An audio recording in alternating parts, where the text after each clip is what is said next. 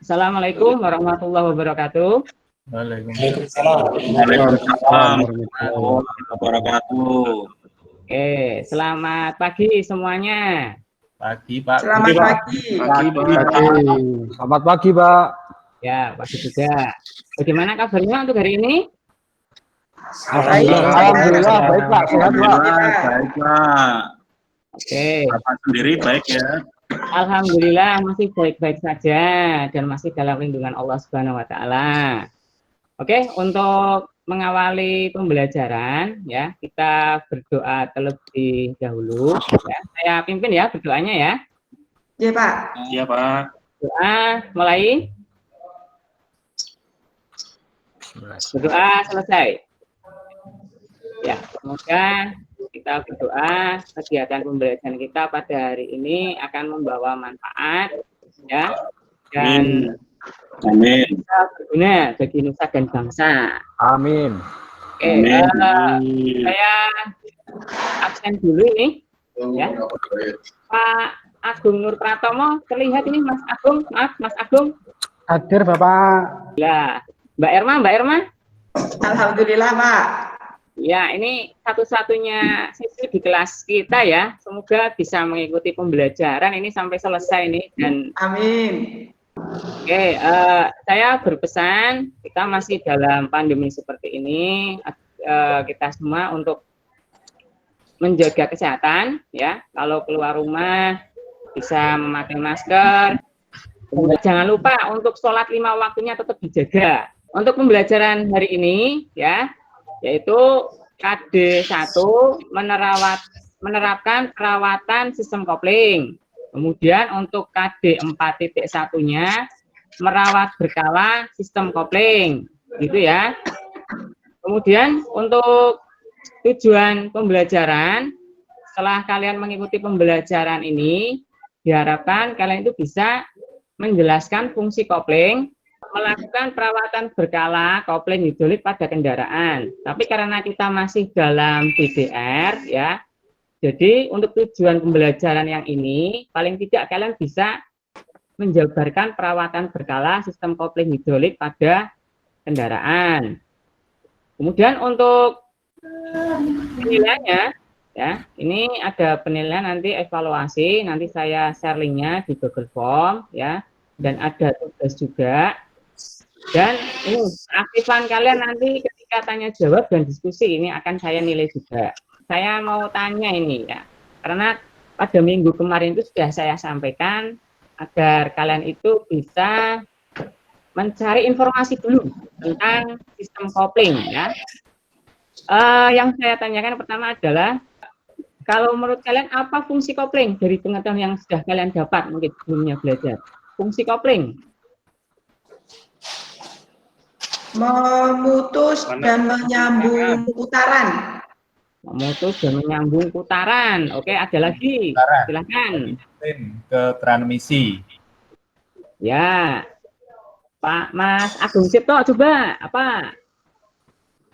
Untuk tadi, Pak, meneruskan memutus ya, dia di tengah-tengah untuk meneruskan putaran dari mesin ke transmisi, Pak. Untuk sebagai penggerak diteruskan ke roda. Ya. Saya tekankan ya. Oke, kopling pada kendaraan itu berfungsi untuk meneruskan dan memutuskan tenaga. Tenaganya itu berupa gerak putar dari mesin ke transmisi. Ada yang pernah main ke bengkel atau mungkin yang bapaknya punya bengkel? Nah, Pak, servis. Yang pernah main ke bengkel atau mungkin yang sudah pernah mencari informasinya, komponen kopling hidrolik itu apa saja? Selang, Pak. Selang, ya, apalagi? Pedal kopling. Pedal kopling. Untuk komponen sistem kopling hidrolik ya, yang saya tampilkan di gambar ya, ini ada master silinder ya, kemudian ada pipa. Tadi yang sudah disampaikan kalian benar semua ini ya. Jadi luar biasa kalian untuk pengembangan dirinya ya. SMK bisa. Kemudian ini ada bahan diskusi nih, ada bahan diskusi ya. dari layar kalian? Ya, Pak. Ya, Terlihat, oke. Pak. Ya, Pak. Nah, coba Pak Mas Edi untuk bisa membacakan. Ya, Pak. Ya, Pak Anton dan Pak Dani membeli mobil baru di tahun yang sama. 3 tahun kemudian, mereka bertemu di bengkel servis. Dari kejadian tersebut, kenapa mobil Pak Anton tidak terjadi kerusakan, sedangkan mobil Pak Dani terjadi kerusakan, padahal mereka membeli pada tahun yang sama? 2. Apa yang harus dilakukan agar tidak terjadi kerusakan pada sistem kopling hidrolik kendaraan seperti pada mobil Pak Dani? oke. Saya kasih waktu mungkin sekitar 2 menit untuk bisa mengambil informasi dan bisa mengolah dan nanti bisa menyampaikan. Ya, sudah 2 menit. Silahkan disampaikan untuk pemikiran-pemikiran dari kalian tentang tadi bahan diskusi yang sudah Pak Budi sampaikan. Saya, Pak. Saya. Ya, silahkan. Siapa dulu ini? Kok kayaknya banyak yang mau menjawab. Kayaknya ini semangatnya luar biasa ini. Saya menjadi pembara ini. Oh ya, silahkan Mas Abdul Sufyan. Ya, terima kasih, Pak. Setelah saya amati, Pak, ternyata mobilnya Pak Anton itu lantas tidak mengalami kerusakan karena Pak Anton selalu melakukan pemeriksaan atau servis secara rutin. Ya. Sedangkan Pak Dani mengalami kerusakan karena dari pertama beli beliau tidak melakukan pemeriksaan atau perawatan secara rutin, makanya begitu mengalami kerusakan, langsung kerusakannya cukup parah. Seperti itu, Pak. Oke, terus apa yang harus dilakukan berarti agar tidak terjadi seperti mobilnya Pak Dani? Agar tidak terjadi kerusakan seperti yang dialami Pak Dani, lebih baik kendaraan itu harus dilakukan pemeriksaan secara rutin. Ya. Sehingga terkait dengan kerusakannya bisa diantisipasi lebih awal biar tidak sampai parah, Pak. Oke. Ya, yang lainnya coba. Saya tambahkan, Pak. Ya, mobilnya Pak Dani tadi jarang dipakai, Pak. Dikerubuti terus di rumah. Oh Kemudian iya. Mobil yang satunya tadi pemakaiannya terlalu sering, bahkan bisa ekstrim.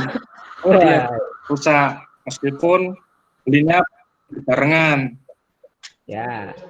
Silakan Mbak Irma. Ini mau menyampaikan ini dari tadi ini kelihatan ini wajahnya itu semangatnya luar biasa ini. Ya, Pak. Ya, saya setuju dengan pendapat teman-teman tadi. Ada yang menyebutkan yang satu kurang dirawat sehingga menjadikan cepat rusak.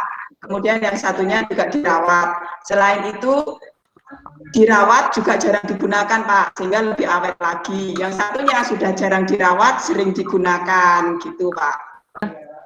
Mobilnya Pak Anton itu dia selalu melakukan perawatan rutin atau servis berkala pada kendaraan, ya.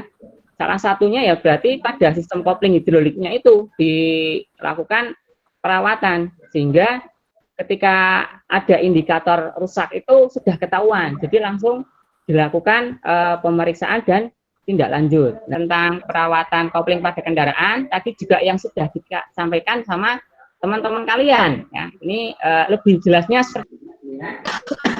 Lidahnya full, jangan sampai karena tidak bisa. Ada yang mau menyimpulkan? Ya, Mbak Irma lagi, wah luar biasa ini siswi perempuan kita satu-satunya di kelas. Ini Pak, kalau kita ingin kendaraan kita awet, bisa digunakan dalam jangka yang panjang dan tidak rewel, artinya tidak begitu banyak masalah, maka kita harus rutin untuk perawatan berkala pada bagian apapun, baik kopling maupun mesin dan yang lainnya juga. Ya. Itu kesimpulan saya, Pak. Ya, ada satu lagi yang mau menyimpulkan? Satu lagi.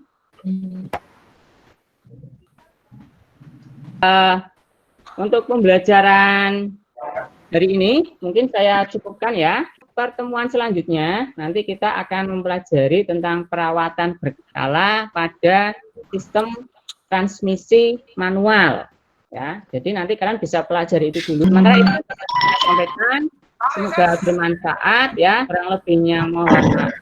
Terima kasih. Saya akhiri. Wassalamualaikum warahmatullahi wabarakatuh. Waalaikumsalam. Terima kasih, Pak. Terima kasih. Sama-sama ya. Silahkan kalau